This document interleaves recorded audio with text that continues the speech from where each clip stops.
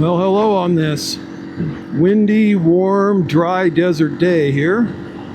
Just a quick little jaunt up Toll Road into the Virginia Highlands to test out my new brake adjustments, such as they are. And I want to thank Mob Street for his video on that, because the brake light definitely got messed up, so I had to straighten all that out, but easy enough. So we're going to go see if those brakes work or fail on this nice steep climb, and followed by a nice steep downhill. Toll Road was put in many years ago for access to the Comstock. It was prior to what they call Geiger grade now. It's paved down here, but in very shortly it'll be becoming extremely rough dirt. The side-by-sides have pretty much kicked the bits out of it, but it makes for fun training and get some incredible views. We'll climb up from 4,500 to 6,000 in just a few miles, so it's pretty amazing.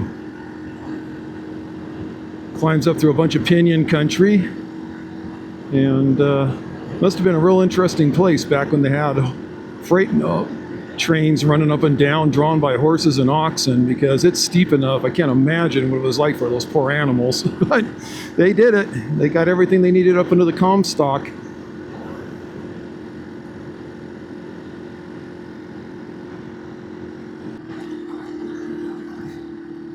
So here we go. We begin the grade up Toll Road with a ranch that's adequately named Foot of the Grade at the bottom here. I always try to be respectful of these guys.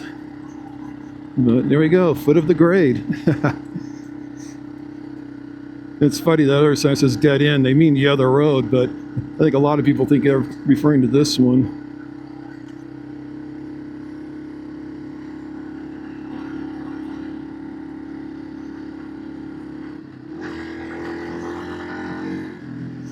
We start climbing really fast once we get going here. But the views looking back are amazing. We'll definitely be checking those out later. Like I said, the main thing I was doing today was to test this rear brake adjustment. I had the previous owner did something to the bolt that allows the brake to be, the rear brake pedal to be raised or dropped. And unfortunately, it was bent really bad, and so the pedal was stuck in a very low position. So I went ahead and removed that bolt, put in a new one, which may be a little bit too big. The pedal's pretty high right now. The head, I didn't have any flat bolt type heads. All I had was hex heads, a little bit thicker, but we'll see how it goes. So I wanted to make sure the brakes worked okay, and then had to adjust the tail light to adjust for it. Again, thanks to Mob Street for that. And now we're climbing up Toll Road. So those rocks right there are really popular with the local rock climbing crowd. It's some kind of rhyolite, but it's extremely dense in this one spot. And so it's covered in little attachments and stuff. Not my thing, of course, because I do not like heights, but it's used pretty frequently by the locals. It's fun to watch them when they're up there. So normally there's wild horses a little bit lower down in here, but as you climb, you get in the mountain lion country, and the horses know that. So as I'm gaining altitude, all of a sudden you don't see horse manure on the road anymore, or you don't see their tracks, and you don't see them. They figured out that the mountain lions up here are not very nice, so to speak. And the other issue is there's not a lot of water, so I guess they're just not interested. Not worth a little bit of grass to risk getting eaten by a mountain lion. Looking up the canyon here into Virginia Highlands, we've probably already climbed about 500 or 600 feet in elevation. Just go up we go. More of that gravel.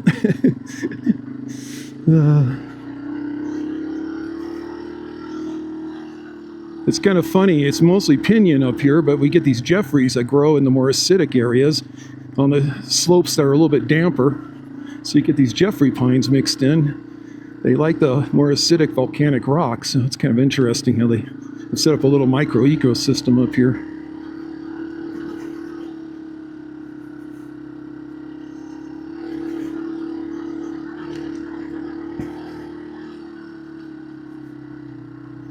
Some of the old tires from the 50s when they were trying to maintain this road a little more.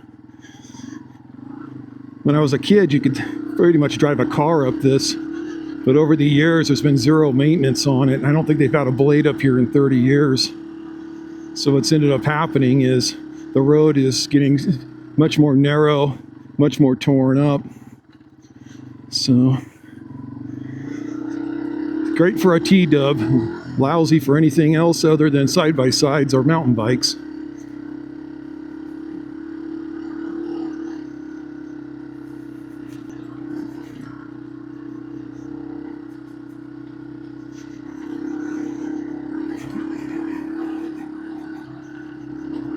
Speaking of mountain bikes, there we go. The other thing you see up here quite a bit, and I don't blame them, it's good riding. You don't mind the rocks. So easy, right behind our houses. Just come on up here, ride to the top and glide back down.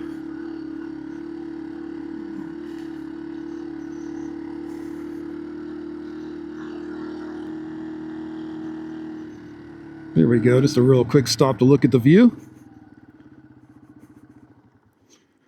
So that's the grade we just came up right there. You can see it crawling up through the side of the hill. Up above us is Geiger grade. That's the new route that they've put in for the cars, and it's one heck of a motorcycle route if you don't mind taking the chance of getting stuck behind a slow vehicle going down. There's a lot of traffic going up to be tourist in the Comstock. But if you look down into there, we got Melrose in the distance. That's the south end of Reno down below, Pleasant Valley area. And we'll continue climbing up the mountain here. Got a bunch of blue jays checking me out, sort of hiding. Gotta love it. Just a great place, it really is. If I can find the right gear. Why start in first when you can start in neutral?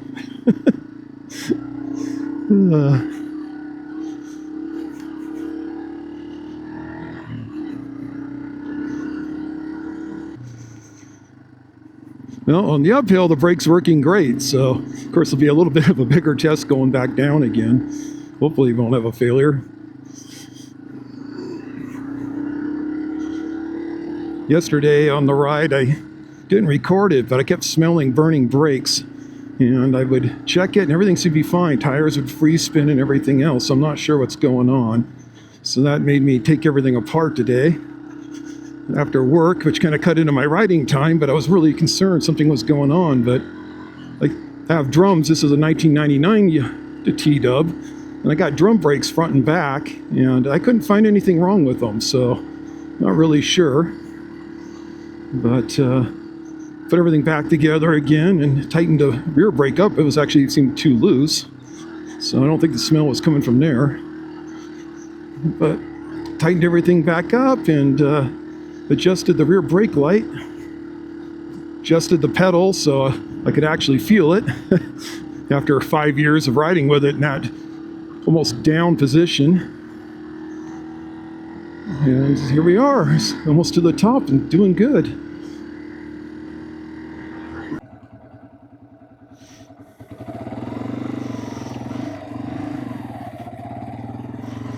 One thing, up here at 6,000 feet, I say it's hot, but in all honesty, compared to down below, this is just awesome.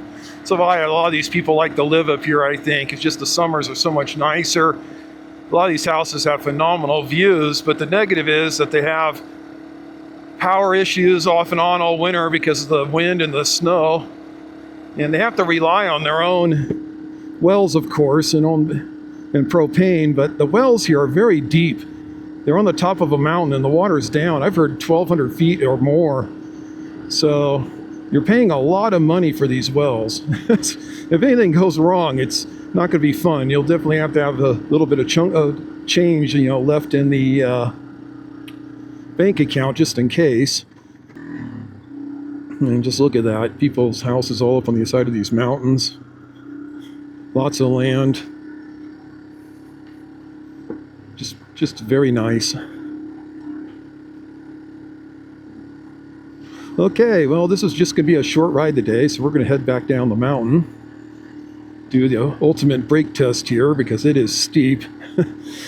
But there we go. There's the view the houses get. Got the Sierras down there, and there's rolling foothills all the way below that. It's absolutely incredible. Now, the one thing they don't talk about up here too much, and I think that's intentional, is the risk of forest fire. The wildland fires up here, they've been some really close calls. They start down below, or actually, just a second, I can actually show you guys.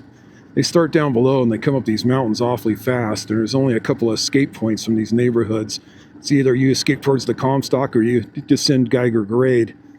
So if it's coming up fast, you don't get a lot of time. And this Pinion just goes up like nobody's business.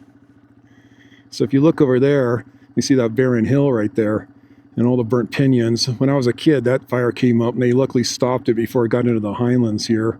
I remember our house is on the other side of the valley where I grew up, and sitting out back with my dad about 10 at night, just watching the fire stream up through all the trees through a pair of binoculars. It's just absolutely insane. Scary, scary. Yeah, here we go. Yeah, they stopped the fire right here at the road. You can see the dead trees over the side here. But boy, this guy has got a view, though. Just absolutely amazing. Straight down on the valley below. So pretty. Now we begin the descent, and it goes down, down, down. Doesn't seem as steep when I come up. Going down, this is a great test of my horrifically bad downhill skills, though. Need to do this a lot more often. It's the third time I've tackled this week, though. I had supposed to be in Europe for work, but it got canceled due to various reasons out of my control. So I thought, well, you know what? I'm going to take a little bit of time off work, if you want to call it an hour, a little bit of time, but get off a little bit early, get the TW up and running, and get out here and practice a little bit. And there we are. There's Geiger grade. You can't really see the cars going up because of the railing there, but that's the new highway. A lot less of a grade, though. And that's what makes it fun on the motorcycles, where you want to do a lot of just big sweeping turns and everything else on there. It's great.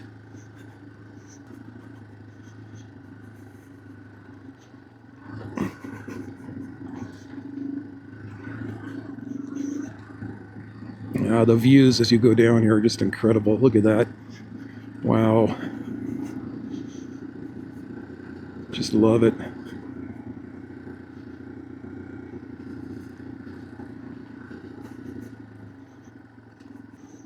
Yeah, you go over the side on this, you're going to be hurting.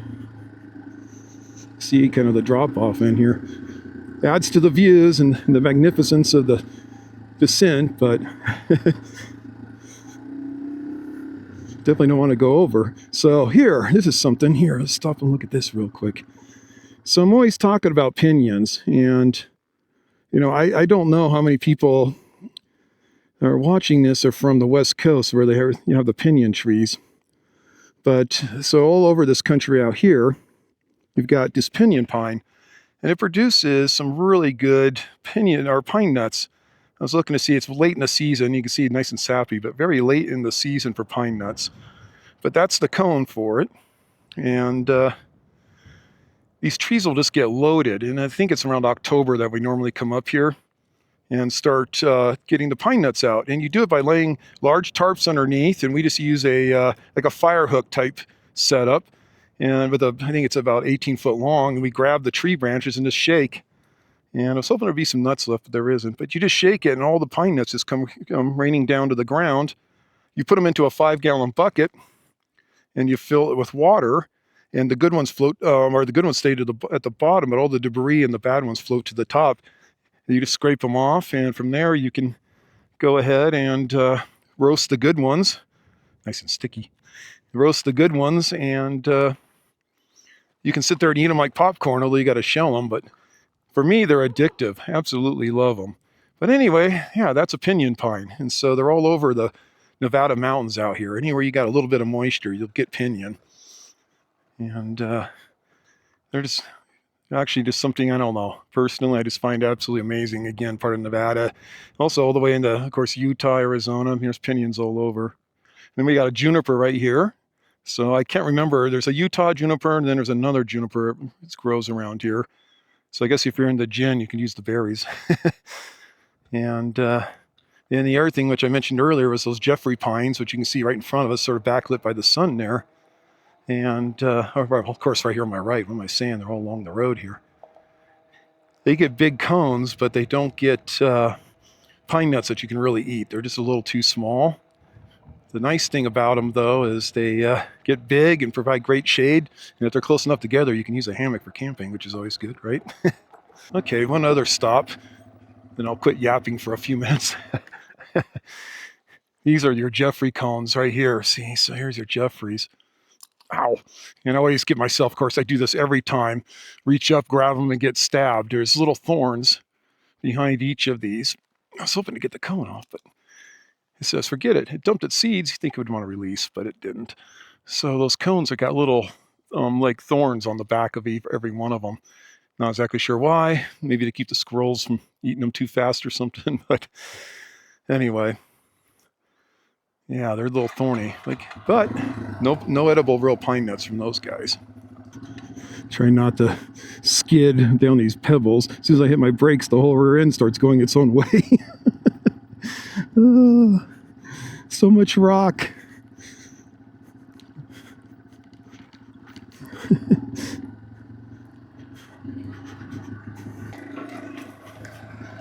So do you ever find yourself purposely taking the worst part just for practice? That's what I'm kind of doing now. Not sure it's the smartest thing in the world, but figure, you know what? Figure I need all I can get, and a low-speed crash, which hopefully won't occur, although it makes for a good video. But if a low-speed crash won't hurt me, hopefully. So go ahead and just tackling the worst of the rocks and gravel in here and seeing what's going to happen. And so far, the T-Dub's just rocking right over it. Of course, I'm being lazy and sitting, which probably if I stand up, yeah, makes a little bit of a difference. But either way, just kind of fun.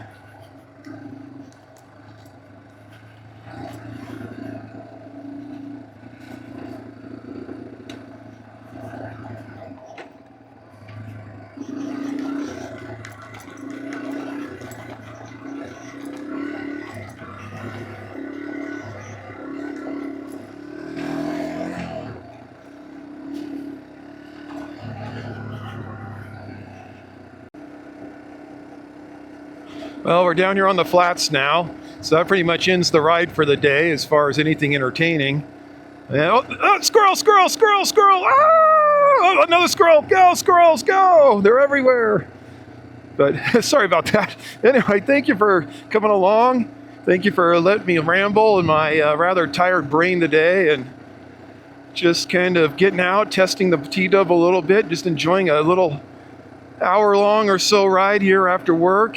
And I'm really hoping that we'll have a little bit more adventures as time goes on here. I'm catching up at work, so I'm really hoping to get together with some people and just go explore Nevada. There's so many incredible areas, ghost towns, you know, just interesting canyons and roads. I mean, there's just so much out there. I've explored so much of the state, and now that I got the opportunity to share it, I just really want to do that with you.